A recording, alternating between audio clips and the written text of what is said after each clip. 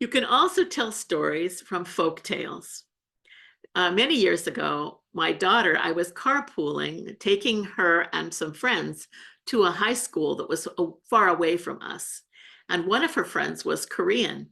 I told these friends a lot of different stories because it took us about a half an hour to get there.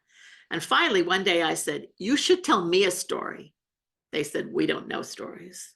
I said, "Come on, you must know some stories. Didn't your mother or your father ever tell you stories?" And my daughter's friend, Julie Choi, she said, "Well, my mother knows one story. She likes it a lot.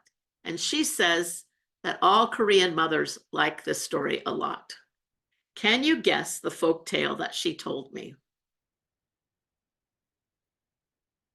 Very common, I think, in Korea, but I had never heard it before. It is the story of the little green frogs. Do you know that story? Yes? Do all of you know that story? I'll bet you can tell it to each other.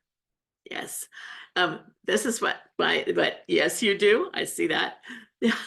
My daughter's friend said, all Koreans know this story, and all Koreans' mothers love this story, because the moral to this story is you should always do what your mother says. You should be an obedient child. So that's a folk tale that I think makes a really good point. I enjoy telling that story sometimes. But as you may have guessed from my name, McPhie, the name is from Scotland, and I want to tell you a story from Scotland. It is a folk tale. Once there was a woman whose name was Mallie. She had 3 sons, almost grown, almost adults. Her husband had been a fisherman, and one day he had gone out to sea and he had not returned. So it was hard for them, having no one to earn money for the family. And when winter was coming, Molly thought, I need to get as much food as I can stored for the winter, because if you have ever known a teenage boy, or if you have ever been a teenage boy, you know that they can eat a lot. And so she got as much as she could. She got a barrel full of fish, pickled herring. She got a large box of oatmeal, and she got a large sack of potatoes. But the winter came very early. And even though they tried to ration the food and not eat it all at once, it became clear that the food would run out before the winter did. One day they ate the last of the potatoes, the last of the fish, the last of the oatmeal. And her son said, "What will we do tomorrow?" And she said, "We will do what we have to do. We will beg." And so her oldest son said, "I will go to our neighbor's house. She is rich. She always seems to have plenty of everything." The next morning, he went to the neighbor's house. He knocked on the door. Door opened just a crack. And the neighbor said, "What do you want?" He could see behind her in the room. He could see into her kitchen. And there were shelves and shelves and shelves filled with meat and bread and vegetables and fruit, all kinds of food. And he said, "We have no food. Can you spare some?" And the neighbor said, "I can't believe that you would come begging like that. Go away and don't come back." And she slammed the door. Well, the boy, I told you he was almost an adult. He was tall. He looked like a man, but he went home with tears streaming down his face. He told his mother what had happened and said, "Oh, mother, she was so unkind. She was so mean." And Molly said, "Son, some people are like that, but be glad that we are not." Well, that day, they each had a cup of water from the well, and they had no food at all. But late in the afternoon, there was a knock at the door. When Molly opened the door, an old man stood there.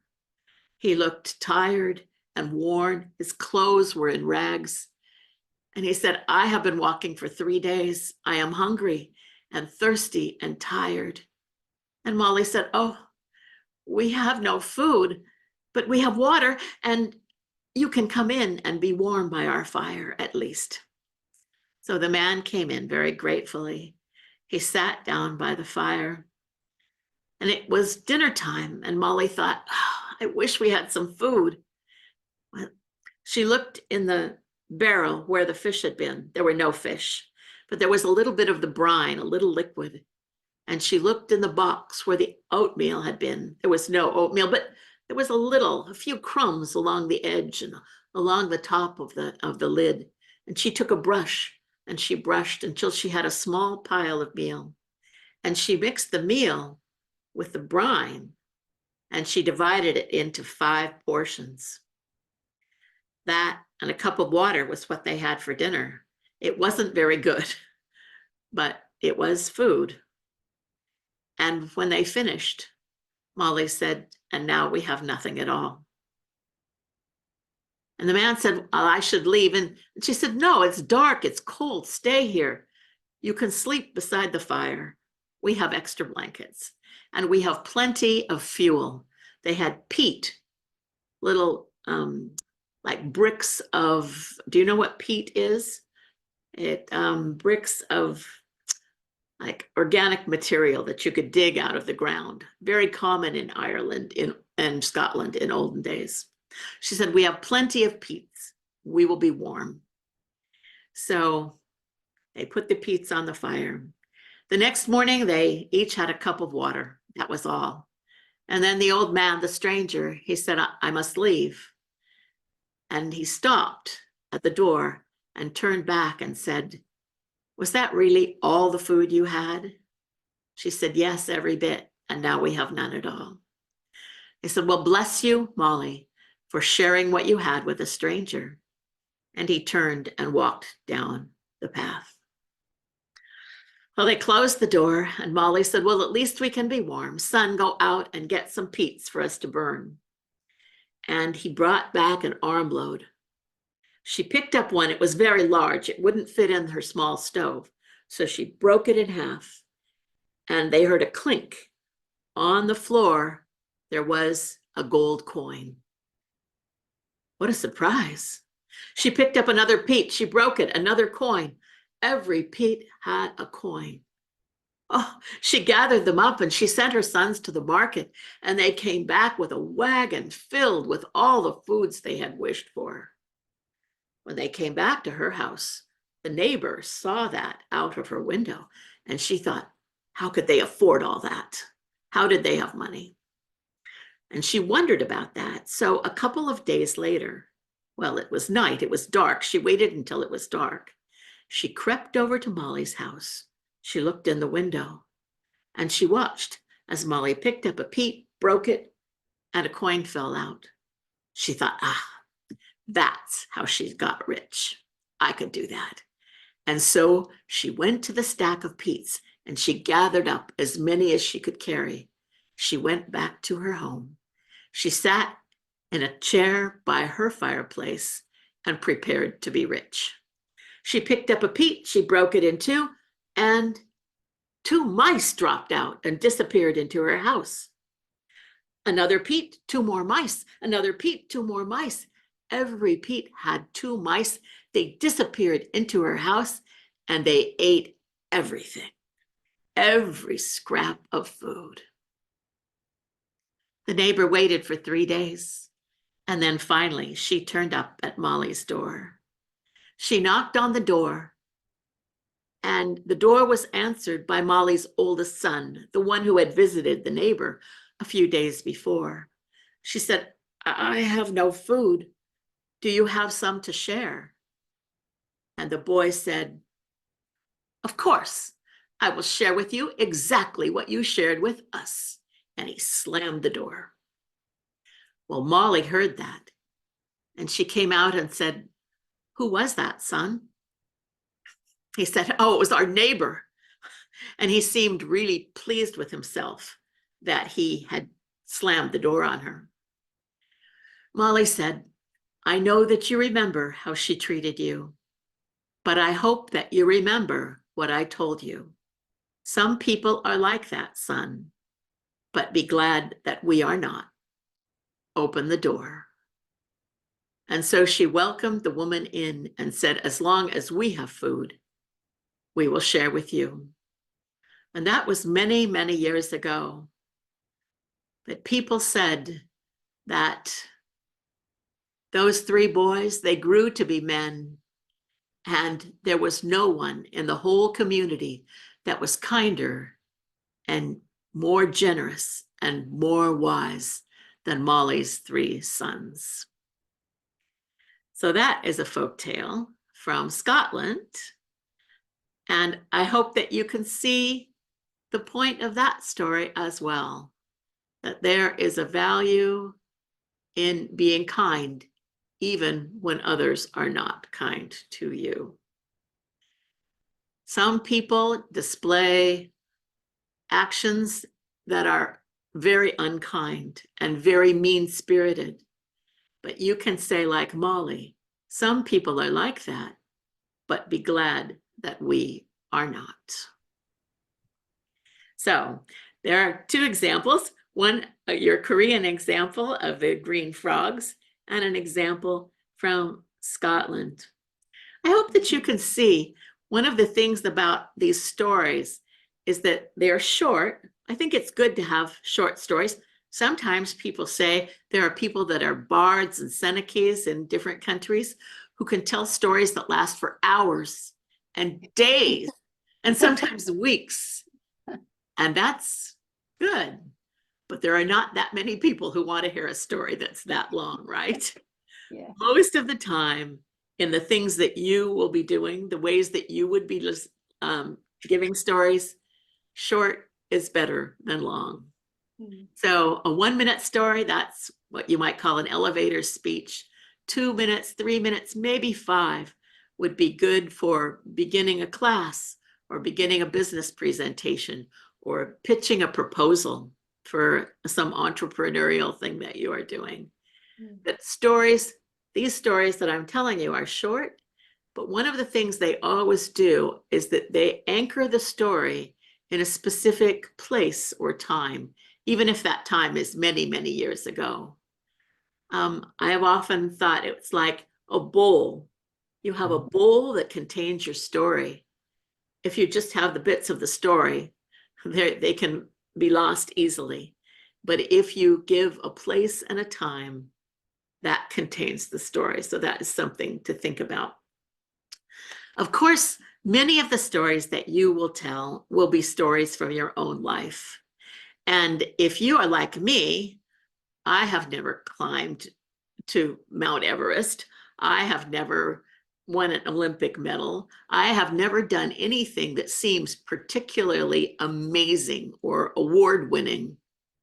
And maybe you feel the same. But if you think about your life, there are stories that you can pull out for one reason or another. So this is a story from my life, very short, but it happened, to give you the context, it happened at 3 a.m. Most mothers of children hope that 3 a.m. will come and go and they will not even notice because they will be fast asleep. But one night, in the middle of the night, I heard at the door of my bedroom a coughing sound. It was my daughter, Elizabeth. She was 5 years old. And she said, Mommy, I can't sleep. I am coughing. And she coughed again. So I knew that was true. I thought about waking up my husband, but he was sound asleep and I was a little bit awake. So I said, I will come. I'll get you some cough medicine. And so she disappeared down the hall and into the kitchen. And I got out of bed. Have you ever been so tired that you just could hardly move? It took a lot of effort for me to get out of bed and to walk down the hall. I had to put my hand on the wall just to keep my balance. I got into the kitchen. My daughter was sitting on a bench by the kitchen table. And I went over, she was waiting for me to fix everything, to make everything right. And I went over to the cupboard where we keep medicines, and I reached up for a bottle of orange liquid. It was cough syrup, cough medicine. And I knew that it would stop her cough and it would also help her to sleep. I wanted that. So I reached into the drawer for a spoon. I went over to my daughter. I took off the cap. It was a child-proof cap. You know, they make those caps hard to open, hard for children to open, and sometimes hard for grown-ups to open too. Terrible. I got the cap off and I just tipped the bottle enough that I knew that that would be one dose. And then I waited for my daughter to take the cough medicine, but she just sat there. And I thought, wait, what's wrong? And then I looked, and on the table, there was a little puddle this big of orange liquid. And I thought, well, how did that get there? And then I looked down and I realized that what I had in my hand was not a spoon. I had reached into the drawer to get a spoon, but instead I had pulled out a fork. And I had poured the cough medicine into the fork, and it had dripped, of course, onto the table. And I saw that, but I was so tired. I couldn't really figure out exactly what to do. And my daughter looked at me, and she looked at the cough syrup, and she looked back at me. She looked at the fork, and then she leaned over and licked up the cough medicine and went back to bed. I went back to bed too, so glad that my daughter figured out a solution when I couldn't think at all. So that is a story from my life that I would say, if there was a message in that story, it's just that sometimes even someone young or someone that, if you're the adult, you're the person who's in charge, but someone that you wouldn't think would be able to figure out a solution, they might be able to figure out a solution better than you can. And I will tell you one other principle of telling stories from your own life, and of caution. Be cautious if all the stories from your life are stories where you are the hero. And I'm sure that all of you are amazing and capable and smart and good problem solvers and good presenters. But if every single story you tell makes you look like Superman, think twice about that. Sometimes the best personal stories that you can tell are stories that are what we would call self-deprecating, stories where you are not the hero. That resonates with people more than stories where you do everything right. Recently, I read a book about a man. It was an autobiography. Right away, I thought, uh-oh. He was an amazing man. He had changed the course of politics in San Diego. He had been a successful businessman in one thing after another. He had been an athlete. He had been a musician. He had been an artist. And he told about all those successes. And by the end of the book, I was like, I am sick of this. I know you are amazing, but stop bragging. I would have liked just one story where he did something wrong and had to be helped by someone else. So when you're picking out stories from your own life, just think about that.